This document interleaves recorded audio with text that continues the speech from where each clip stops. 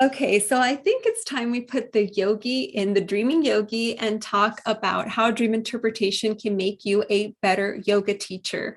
So leave me a yogi emoji in the comments below if you're studying to be a yoga teacher, would like to be, or maybe you are already an experienced yoga teacher and this might interest you.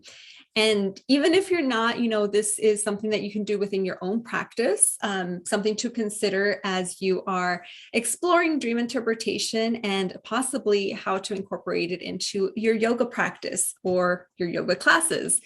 So first we need to just establish, if just in case not everybody knows, that yoga, at least when I first started doing yoga, I just thought that it was about the posture. The goal was to be more flexible, to be more fit, for all about the physical. But in reality, yoga is not just the posture and the physical practice. That's just a small portion of it. The physical posture is called the asana, which is one of the 8 limbs, but there are so much more that encompasses yoga, which stands for union. And it's this whole mind and body connection, this practice. And that's what it stands for that union. So when we add dream interpretation to our yoga practice, we are encompassing all of it because yes, the yoga does help with the energetic body as well as the physical body. The dream interpretation is hyper focused on the subconscious mind, and we can create this beautiful union within both of them. So I'm going to share some ways here that you can add it to your practice, or maybe even if you have a private sessions that you offer for your yoga students. And just think that when you're taking a yoga class, you yourself or your own practice, don't you notice that maybe you have deeper conversations with your friends afterwards, maybe students after class or the yoga teacher? Yoga itself like opens you up to having these more deeper conversations. It brings you more into the present moment by grounding you, by addressing the energetic body, and also with the breath work and everything, it brings you more centered and allows your conscious mind to open more. So when the yoga allows you to be more present, it's also going to allow you to be more present in your dreams and have these more thought-provoking questions in waking life, as well as what you can access in your dreams as well.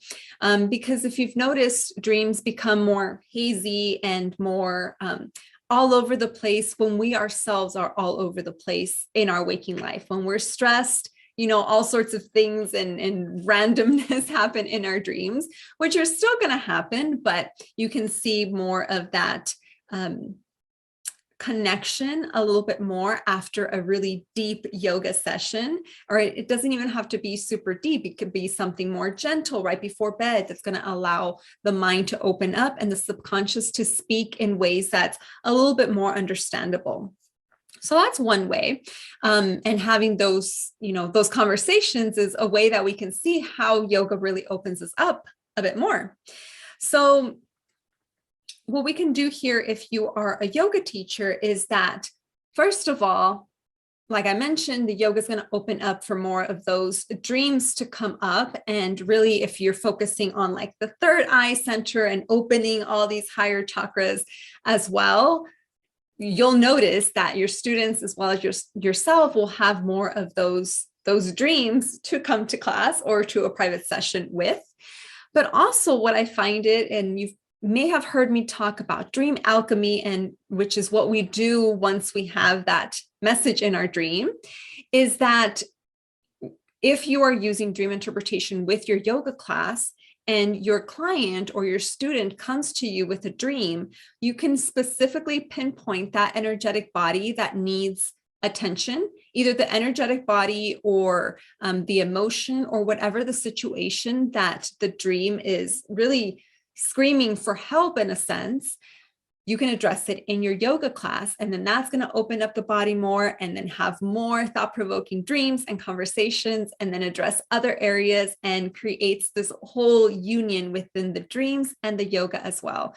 So the dreams as that source of awareness and what it's like laying out there for your clients, for your students in a silver platter, what needs to be worked on that day.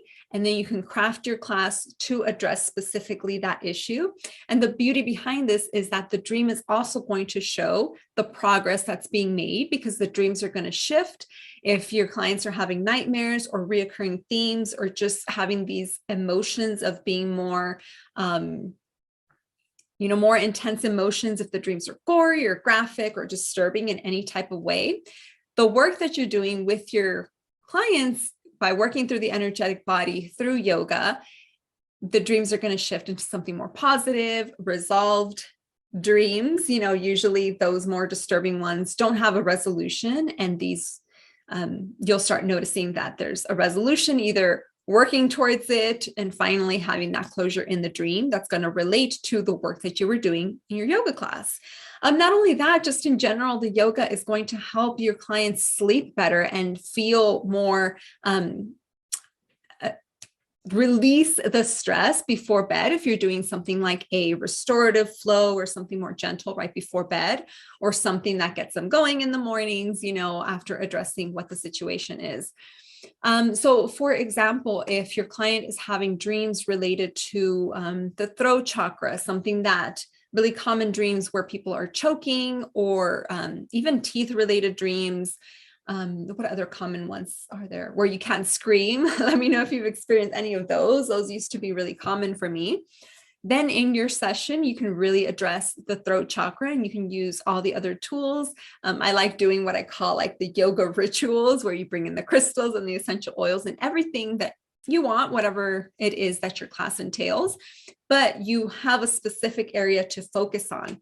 Because sometimes our students don't know what we need to work on, or ourselves as well. If you want to do this for yourself, you just know you're stressed, or you're just feeling all out of sorts, but you can't really pinpoint exactly what it is. So the dreams will pinpoint it for you if you know how to interpret them. And that's what I teach in my certification program that's coming up really, really soon. And we'll work through the dreams and the modalities to help you with the coaching sessions as well. So you can turn these into a dual session with the dream interpretation and the yoga class for your students. So that's how dream interpretation can make you a better yoga teacher, really addressing and pinpointing, focusing on the actual issue at hand. And yeah, I feel like your students are really going to appreciate bringing that side as well, because everybody dreams. And even if your students aren't remembering, which is like one of the first topics, it's like session 2 that we talk about dream recall, you can add that into your yoga class as well and create this beautiful union with dreams and yoga. So let me know what your thoughts are on that. And if you are willing to dabble on that, you can definitely sign up for the waitlist for the certification program and incorporate that dream into your yoga classes. I will talk to you in the next class or video. Bye.